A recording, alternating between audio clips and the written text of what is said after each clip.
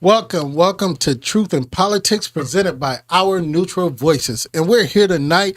We're in another season of voting, and we have women voting. We're going to talk about the women voting and the women in politics tonight. And we have a couple of guests with us, but I'm going to first introduce my co-host, and then we're going to go down the line and introduce our guests. How you doing, Miss Audrey? How you doing I'm tonight? doing well, C-Stats. It's beautiful to be here tonight, the fourth Thursday of April, 10 voting days away from the primary date of May 7th. And I was a precinct chair alongside this guest of here that we'll be introducing soon. So I'm coming out of that week of beauty and grace, really charged up. For you all. Yes.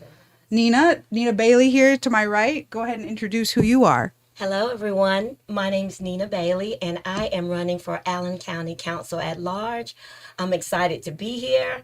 It's been a wonderful week, and we are excited about the changes that are happening in Fort Wayne. Amen. Yeah, amen. And Miss Sorenson, can you introduce yourself and tell us who you're with? Good evening. My name is Gayla Sorenson, and I am with the League of Women Voters here in Fort Wayne. Yes. Yes, wow. What a It's room a full of time wisdom. women in politics here. It's been something good. What's been going on, Audrey? You were saying you were a precinct chair. Tell us what's that about and what happened there. Whew. Well, when I go to doors, I went to doors last year as a candidate. I know Nina's doing that a lot right now, but here in Fort Wayne, we still have this vestige of women kind of deferring toward their husband when they think about who they're going to vote for, or they feel like they don't have enough time maybe to watch the news to get up all abreast of the current events. But I tell you, we're in a new era. If we weren't already, we should know now that women are the future. We are currently carrying a majority of the earning power in our state, but also across the country have for the last 2 cycles or so have been the majority of those who vote. And I just point that out because we happen to see the fruits of a huge set of women precinct chairs coming together on Saturday when we all got to vote for the next mayor. And I was just blessed to be part of the momentum of getting about 12 or so women around me that decided that, let's make this a bold choice. Let's make this Sharon Tucker for our next mayor. So, and I know you were there too, Nena. Yes, it was so exciting. So exciting. Going in on Thursday at the town hall, I was not sure about who I would be voting for. So after that town hall, it was clear in who was going to be our next mayor if I had anything to do with it. Sharon is qualified, she's ready to go, and we are right behind her, ready to support her on her journey as we endeavor on our own journeys. So we're excited about this whole season. And there was 2 other female mayors elected in the state of Indiana, African American women as well. So it's been a really exciting time. Now, is it Terre Haute? Is that It's Lawrence and I want to say someplace down south closer to Bloomington, maybe. Is that but it's 2, Lawrence with 2 one. cities? Yeah. well, that's good. That's good. Well, we're talking about the new mayor, and we congratulated her last night, and we had some things. And one of the things that we said is that we're not looking for her to go and wave this magic wand and all the ills of the southeast side of town that she's not going to be corrected. But we do want to give her grace. But also, it's time for, our community to be more involved in political, the political process. So we're hoping that the great success for her. But, and she's been on our show many a times. Hopefully she'll come back and talk with us and inform us a little bit more. So the door is always open. But as we're talking about candidacy, Miss Nena, you're a candidate. Yes. Tell us about your candidacy and what you're running for. Yes, I am running for Allen County Council at Large, Woohoo! which is really exciting. The nice thing about it is that we need someone that is Democrat in that position as well. Right now you have 7 county council members and they're all Republicans. But I just feel that there needs to be a diversity on that committee so that all of the needs of the community are met, not just a certain group, but the entire county is addressed, so that they'll have equal access to equitable access to the city. I understand that. And, you said there's 7 Democrats. I think Seven Republicans. seven Republicans. I'm sorry. I think No Democrat. I think a good 6 of them didn't like us when we were going through with that the jail thing, because I would offer invitations for them to come on, but none of them ever came on to give us a so maybe if we can vote you in there, you can come back and give us information, because one of the things we said, our community is always on the fringe of information. Right. We either don't get the answer or we get a slight answer. Right. All we're asking is for transparency, openness, and let us know what powers you have or what you cannot do or why you can't do it. Just be transparent. Give us some answers. Don't just overlook us. And Absolutely. we're way past time being overlooked. Absolutely. And speaking of that, Gayla, I want to reference you real quick because, of course, Gayla's representing the League of Women Voters, which is a very nonpartisan, purposefully nonpartisan organization. But you were telling me earlier about how important primaries are, right? Nena is one of 5 Democrats that are running for city or for county council at large. And there's 3 currently Republicans that are currently filling those seats for the at-large seats. But like you were saying, Gayla, tell us a little bit more about why people should know that primaries, even though sometimes they get lost on people's radar, why they're important. So primaries are critical because you can't vote for somebody in the general election if they didn't win their primary. Right. And so it turns out that vote in the primary often is an even more important vote than the one in the election, in the general election. And we have some sobering statistics about how few people end up making our choices for who we can vote on in the general election. Right. And so it is just so important to be a part of the primaries and to be, your voice is going to count in that Yes. primary. Yes. It is going to count. Now, Miss Nena, what prompted you to run? What inspired you to run? For years, even as a child, I grew up in Georgia. I was born in Griffin, Georgia, small town. And as a child, I would see my parents marching for civil rights. They were marching for the right to be able to live where they wanted, to be able to vote, just the basic things in life that we take for granted. So as a child, I would watch them. That really started my advocacy for wanting to be involved in the community. So as I became older, I always worked with the party and usually working on someone else's campaign. So I was asked if I would like to run, and I wanted to do city council before, Okay. but it really wasn't my time. Right. So this, I feel, is my time. Okay. Win, lose, or draw, I will still have a voice. So now I just want my voice to be heard, to let people know that there's someone on their team that is willing to fight for them to be able to have, again, equal access to just the basic necessities of life Right, in the right, city of Fort Wayne Right. and the county. One of those things is, and please forgive me, we had him on our show, and I don't remember his name, but he was the auditor. Nick Jordan. Nick Jordan. And one of my questions was that, ideally we see that all property taxes go in one pot. And if they all go in one pot, they should be equally distributed. But we Absolutely. find that that's not always true. That's not happening. Yeah. So and that's what we're saying. And what we say on this show is we want our community to learn how to get their political equity back and how to make it work for them. Right. That's being in the primaries, finding out who is has your cause and voting for the primary and doing things like that. But don't just let elections pass and you don't be active in it, because you end up, if you're not participating, you're already losing out. So Yeah, absolutely. yeah, so we want to wish you well. So Thank you so much. so before we get too far, how can people support you other than voting? How can people support you other than voting? People actually can support my candidacy by donating to my campaign. One of our candidates, one of the candidates was saying that they're raising so much money. I want the people in our community to know that we definitely need your support financially in order to get the word out about our candidacy and what we can do to help the community. So I'd like for people, Saturday we're having volunteer and we're canvassing after our Democratic meeting on Saturday. So if anybody wanted to come out, please feel free to do so.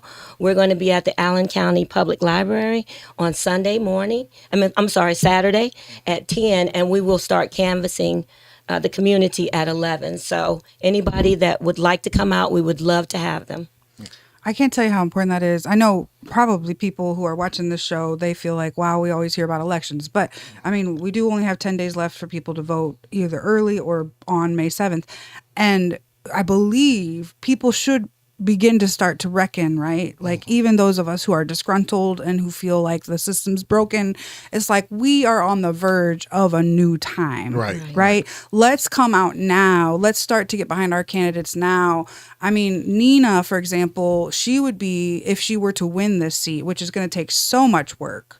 I mean, we're talking 45, 47, probably now more like 50,000 people have to vote for her to win this race, right? She's going to be appealing to the entire county. Right. So traditionally, about 60% of the county is voting Republican, about 40% is voting Democrat, because our Dems don't get out there, right? Because our people don't see themselves represented in the fight. But if Nena were to win this race, she would be taking the seat of what Sharon used to hold, like as the only female, the only African American, the only Democrat on that body of 7 people, right? So we have to get behind them early, and then we have to add to their numbers for how many people we're going to go knock on doors with and really start to talk to our people, because you know that they agree with us. We just have to go talk to them. Absolutely. And Sharon won her district too. So this is countywide. So I'm going to need the support of the entire county. Right. No matter where you live, if you live in Allen County, where you are, can vote for Nena and tell your friends to do so too. Absolutely. From Huntertown to Monroeville. Of course, in the primary, you're going to have to ask for a Democratic ticket in order to see Nena's name on it. But in the general, you'll be able to vote for her and any of your other Republican friends. Absolutely. Well, and that's what we do need. And we need to, in our community, a lot of times don't think that their vote counts. We really need to get it out there to understand that the small votes are the ones that really count. They really do. We can only, you don't build a house from the roof down. We vote on the big elections thinking that everything up under it's going to be fixed. But no, you have to start from the ground up and come from the ground up and solidify at least your area. Take your area, build your area up, and then go higher. So we want people to come out and support you. And it's good to have people that look like you to represent you. I'm not saying that's always the case, but it always makes you feel good to, you have somebody that look like you represent you. And again, like I say, our community has been so on the outskirts for so long. We really want to get, so we'll be supporting you. And as an election, if you make it off the primary ballot, if you come back and you have your run, we can let you state your case for campaign. Absolutely. I would love to come back. And I'm grateful that you guys invited me here today. Thank you so much. Can I ask Gayla real quick? Yes, ma'am. Gayla, when you think about, right, we were just talking about the importance of voting, but obviously there's other currencies in public life, right? Like voting should be a pretty low bar, like entry into public life. And then there's lots of other things you could start to mature into and do that we need, right? Any thriving democracy needs. So, for example, you were telling me about how so many of our precinct chairs, look, we didn't know that we were going to have this power to vote the next mayor. What else besides voting would you, as the membership director of League of Women Voters, like people to start considering as they write their future? And I just want to say, that's one thing I love about Fort Wayne and Allen County. I've lived all over the country. I've been here for the last 15 years. But you can get involved here with relatively small investment and levels of experience and levels of experience. There are wonderful people who will mentor and train and coach. So if you are aligned with a political party, get involved in that party. Go to their meetings. A lot of them have monthly meetings or other avenues for just getting involved, getting informed, getting to know who's making those kind of calls. Volunteer to be a precinct chair. There, if I am correct, there were precinct chair positions that were unfilled. Yeah, so there's voices. 186 precincts in the county, and I mean, granted, about 7 or 8 of those can't vote for a city election, but only 96 of them currently have people filling them. So I imagine those precincts would be happy for you to volunteer if you live in that precinct. So get involved with through the parties and get involved that way. Get involved with the League of Women Voters. We are out there getting people registered to vote, making sure people know when they can vote and where they can vote. And believe me, it's very easy to get involved with our group. Volunteer to be a poll worker. That to me has been one of the most exciting and interesting experiences. And if you have concerns about the integrity of our elections, I will tell you that when you work one, your confidence level will skyrocket. Amen. Because you Amen. will see all the safeguards, all the professionalism that goes into making sure our voting process is secure. So those are just a few of the ways that you can really get involved very easily and make a big difference. Yeah. And Clarence, I don't know the stats in Fort Wayne or in Allen County, how many voting aged residents are women. Do you know that? I don't know that either. But that is a point, because I wanted to ask a question because of something you said, and I wanted to ask Ms. Gayla, because good, better, and difference. The last presidential election, not the last one, but the one before, 2016. 2016, women pushed Donald Trump into the office of presidency. They voted in droves and more. Now, are we Suburban seeing, white women a lot. Mm-hmm. Yes, but are we seeing more women coming to the polls? Ms. Gayla, are more women outvoting now? Yes, I think women are finding their voices and they're finding them and using them in really election determining ways. And that's wonderful. But we want every voice. You know, we want the women's voices. We want voices based on your geographic area. We want voices based on faith Young, communities. We yeah. want voices based on what your life experience has given you so that you understand where somebody else with similar experiences is coming from. And we need that whole circle and cycle of voices to be heard for our democracy to really work. Yeah. So, like on this election, for example, in 2024, you'll have your county council at large members that you vote for. You'll have governor candidates that you vote for. You'll have the Senate seat, Senate District 3, right? So that's a House, and House. that is a critical race. House Yeah. of Representatives, which has Wendy Davis is running on the Republican ticket, Marlon Stutzman. There's 4 Republican candidates, and then how many Democrats would you say on that one, Marla? Or Last night, what was it? I am not think it was sure. like 2. 2, I think it was 2. Okay. I saw that last night. which I wish I could remember their names right now. It's like, why do I always remember the And you know what? If we look at vote411.org, Yep, there we you can go. find that information real The quick. League of Women Voters is historic for the easily accessible information that they create for voters. So anybody who doesn't know who to vote for or where they should look, they could always go on to vote 411. Right. Vote for one. That's the first time I've ever heard of that. Really? So, It's yeah. got great It is. information. It is a nonpartisan. We send out our questionnaire to every candidate, regardless of what party they're with. And then you put in your address, and it will pull up what your ballot is going to look like. And you can see the responses from the candidates. And we really appreciate candidates like Nena who respond And and get their get their information in there. information out there. So besides the governor and the county council at large and the House seat, who else is on the ballot this year for people? The coroners. The coroner, all the other county offices. County offices. There's a judge circuit court. So let's The person who's going to be replacing Wendy Davis. Yes, People yes. get to elect that person. So I think Julie Hand is one of them that's running. So while you're looking it up, Miss Gayla, they're voting. There's been some people that say votes don't count, and people believe that. And I've been saying lately, if votes don't count, why is there a movement to suppress or eliminate certain votes? We haven't seen it in the Fort Wayne, but in other states and other counties, we've seen that precincts shut down early. You know, they've redrew the lines where redistricting. redistricting everything, thing. So why if votes don't count, are they out here trying to suppress so many different votes? And it does just go to prove that every vote does count and that it is important. And whatever the hurdles may be, one of the things that we like to talk about is make a plan. And so when you plan 2-3 weeks before the election so that you know I'm going to vote early, or if I'm going to vote on election day, I know exactly what hours, I know where my precinct place is for sure, not just based on where I went last year. Make your plan. If you've got a transportation issue, whatever it might be, make your plan so that nothing that is whatever procedures or hoops or anything you have to jump through, make a plan so that you can Right. have your voice heard.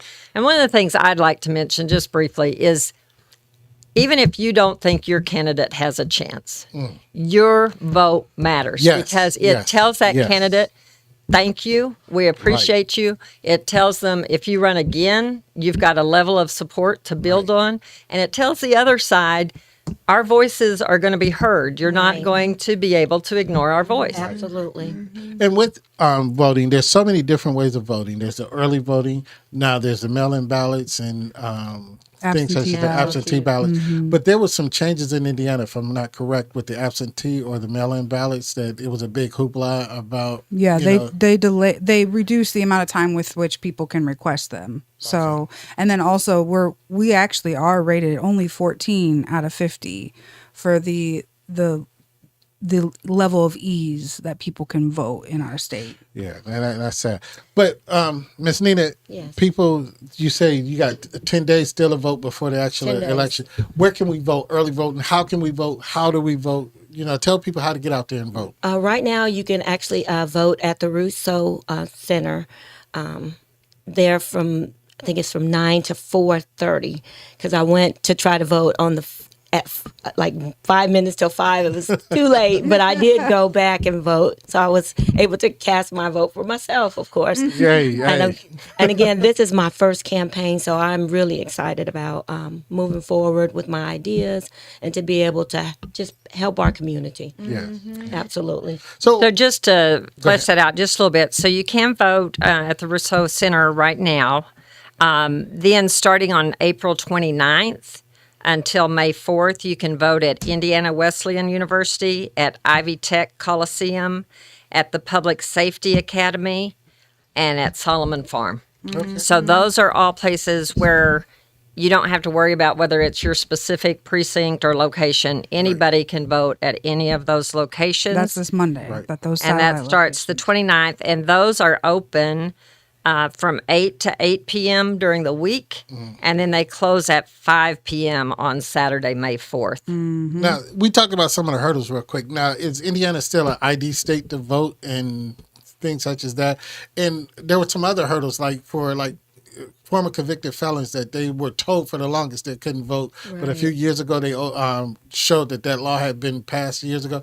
And you had mentioned something about that earlier, Miss Gayla. Can we talk about that real quick? Yes, and this is an area where Indiana is actually on the Vanguard, yeah. the brighter side of voting rights. And if you are incarcerated awaiting trial, so you haven't been convicted of anything, you can still vote. You have to request a mail-in ballot, which requires some advanced planning, but you can still vote.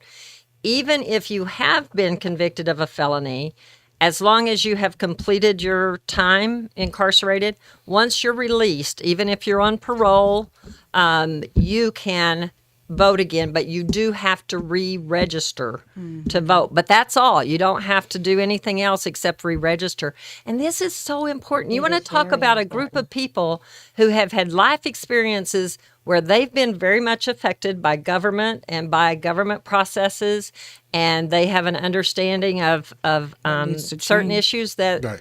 others of us don't bring to the table, and they matter. It counts. Absolutely. So that's a population that I'm really passionate about, making sure they know what their rights are and can exercise those rights. Yeah, just for clarification, you have to be totally done with your sentence. You can't be on probation You or can be, parole. as long as you're not currently can be? serving time. Okay. Yeah, All as right. long as you're not incarcerated, you can vote again. Oh, a lot of people would be glad to hear that. Right. You know, because for the longest, it used to tell you felons in Indiana They couldn't vote. Right. Yeah. And in Florida, I mean, there was like 4 million Floridians that in 2016 they were one of the reasons why their state was able to be a little bit more moderate than normal, because they had finally gotten, after a 12-year fight, they got 4 million people reinstated with the right to vote, right? So these are all things that people have fought for.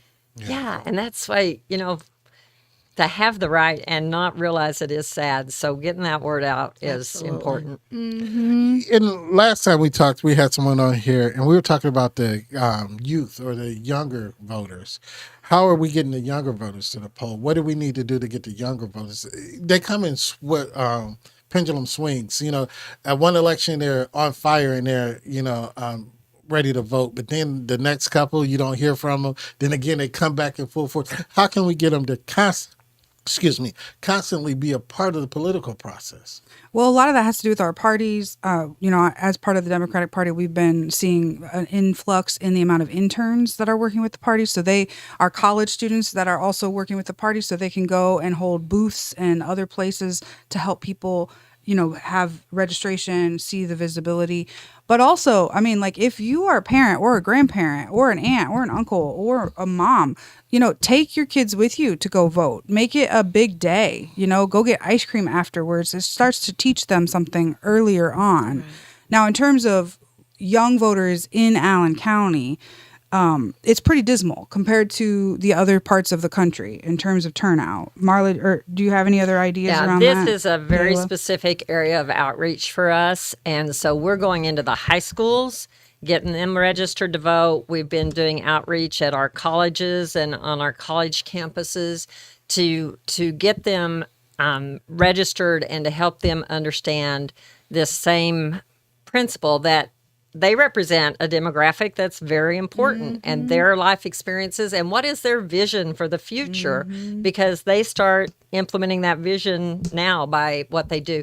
And I can't stress enough the value that other adults play for them, what you role model. If they hear you saying my vote doesn't matter, that's what they're going to hear. Absolutely. And that's how they're going to start. And so really role modeling that you need to go and vote. I love it when someone comes in and says, I've voted in every election since 1950. Right. And the ones that do bring their children or their grandchildren to the polls. Absolutely. And if you've been frustrated because you haven't been able to get your child into pre-K, or if you're frustrated with the cost of milk and how much a sales tax we pay, right? Or the fact that the jail is still being built even after so much county outcry. Like, these are all things that are going to be made decisions about from the people that were voting this election. Right. And so that's why we need the younger people to actually hear, even with the jail situation, that has been a really hot topic in the county.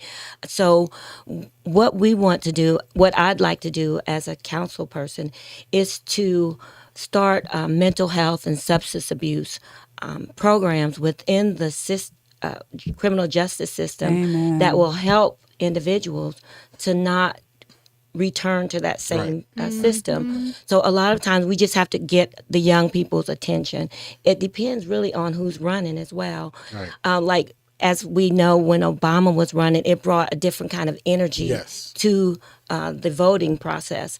So we just have to get candidates who are involving the young people in the process and trying to get them involved in even in the campaigns. Right. So there's different ways to get the young people. And right now, like the Young Dems, they're constantly out trying to recruit young people into the party, or to get them involved in the voting process and to let them know how important it really is.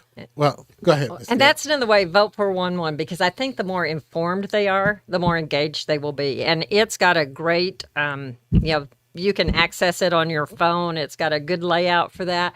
And so giving them tools like that to help them realize and feel empowered, I can make an informed vote. And you feel like you get to know the candidates when you see their responses to these questions that are real, not just some canned, statement, motto. Right. Just something to get the attention, not really actually working on the issues, The underlying problems. issue. Right. Yeah.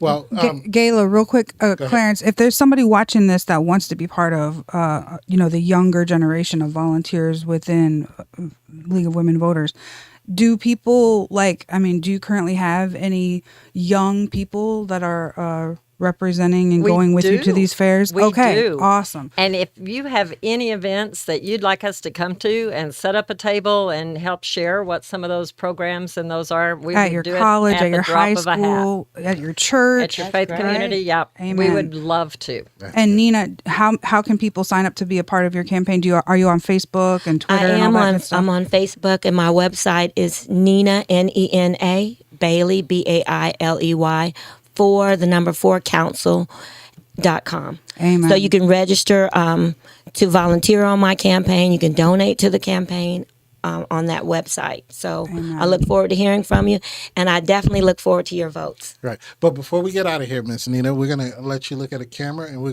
gonna give your best spiel. And Miss Gayla, after she give her best spiel, we're gonna ask you to give how we can find League of Women Voters, your websites, your locations, and everything. So we can go.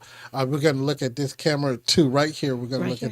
at the one right in Okay, front. right in Yep, front. look right there and give your best spiel of why we should vote for you. Okay, you all should vote for me because I am an advocate for the people. I want to make sure that everyone in our county have access to the same resources. I want to make sure that their mental health issues are addressed in our county. I want to make sure that the homeless crisis that is happening in our city is addressed by working with our commissioners and us as a fiscal body to work together to get things done. There's a lot of confusion right now on county council between the members.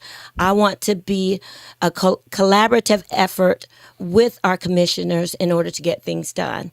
So I am the advocate for you, and I will be here to listen to you and to support you through my candidacy. And if elected, I will do the best that I can to listen to the needs of the people. Miss Gayla.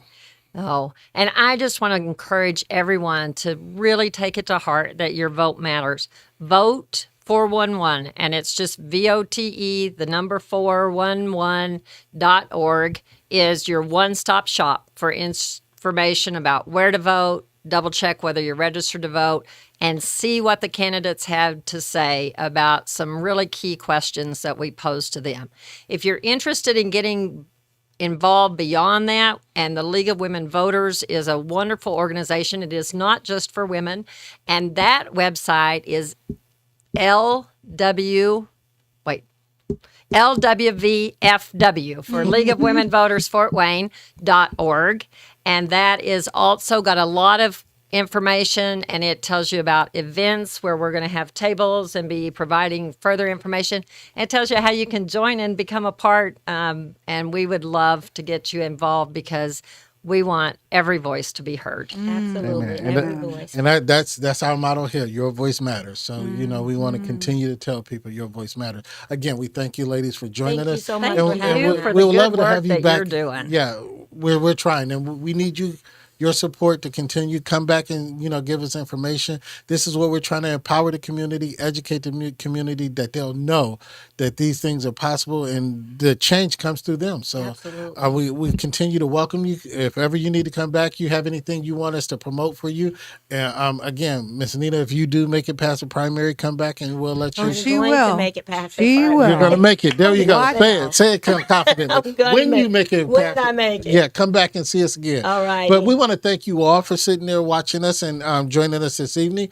Again, vote Nena Bailey. Please do. Again, we have to say this too because we're nonpartisan. But if you're going to support, vote for Nena Bailey if that's who you want to vote for. Thank you so And then much. reach out for Miss Gayla for the League of Women Voters. We want to thank you all. And as we always say before we leave the set here at Neutral Voices, is always protect your mind. All righty. Thank you so much.